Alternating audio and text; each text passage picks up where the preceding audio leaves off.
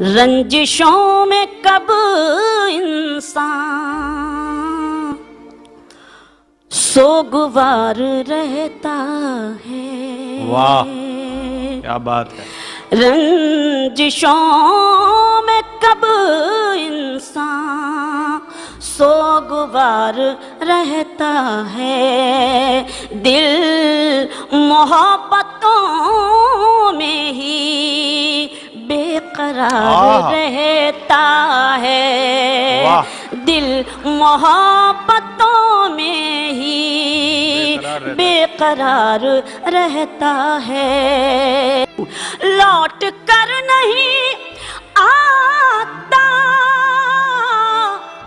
قبر سے کوئی لیکن لوٹ کر نہیں آتا قبر سے کوئی لیکن پیار کرنے والوں کو انتظار رہتا ہے.